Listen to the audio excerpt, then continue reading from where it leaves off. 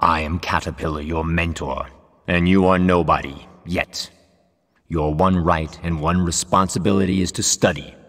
The first lesson will merely give you food for reflection. Lymph of any color is precious. You must listen to the will of every color and combine colors carefully, as they do not like each other. The colors were a shocking discovery for us, as I know they are for you. There was nothing like them in our world. Lymph is our posthumous reward. We serve the Creator by preserving Lympha, but remember this, we do not know how to serve the colors. That is why color and danger are equal. Hearing the voice of color is a bad omen. Only the Devastators have this gift, but no one knows why. Perhaps you can help answer our questions. The other brothers have gone to pray before we kill you. In 3 cycles, one of us will come to perform the execution. Prepare yourself. But we, your allies, still believe in you. It wasn't you who killed the nameless sister. The Black Widow has begun setting her webs.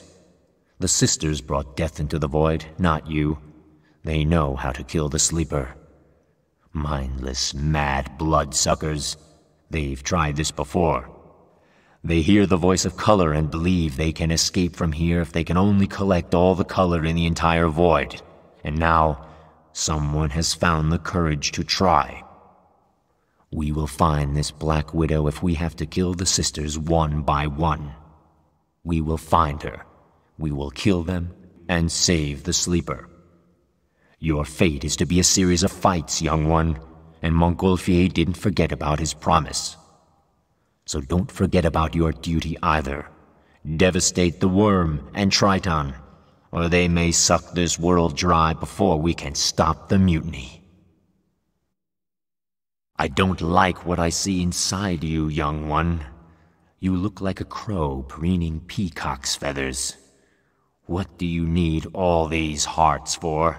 What are you going to do with them? Juggle them? Teach them to sing in harmony? If I wasn't so sure your mind was sound, I'd worry that the sisters had turned you into their stooge. Young one, you ought to be more careful with the sisters. Though in this case I can indulge you a bit, for the sake of your apprenticeship. The sisters hear the voices of colors. They know more about colors than we do. A lot more, alas. But what if they can not only listen but reply, too? Have you thought about the consequences of this communication? I have, so you'll be punished. Your irresponsible actions might lead us to disaster. Listen to the revelation, young one, and don't be tempted. Follow the true path, and you'll be glorified alongside all the righteous ones, and the secrets of being will reveal themselves to you.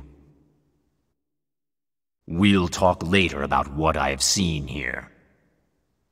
Now this is serious. You have spoiled my realm, your growing color, and these changes look to be permanent. Let me see. Yes, I can tell you didn't mean any harm. It's a natural process. It's not your fault, you poor boy. But that means the situation is even worse. You, sadly enough, must be sent back down. Anywhere but here. We must get rid of you at once, and I must inform the other brothers of this. You have been warned.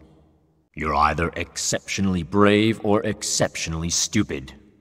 Were you hoping to be forgiven for your absurd weakness? You will not be forgiven anything, young one. We don't have the power to forgive. No one here can do that. The colors do not know pity or compassion. If you survive, I'll order the sisters to show you the heartlessness of color. The color of Lympha dictates its will. It tolerates no weakness and makes no compromises. Thus, neither do I. Prepare for your punishment, young one, and remember, there is something 100 times worse than pain or death, and that is existence without color. We call that absolute death.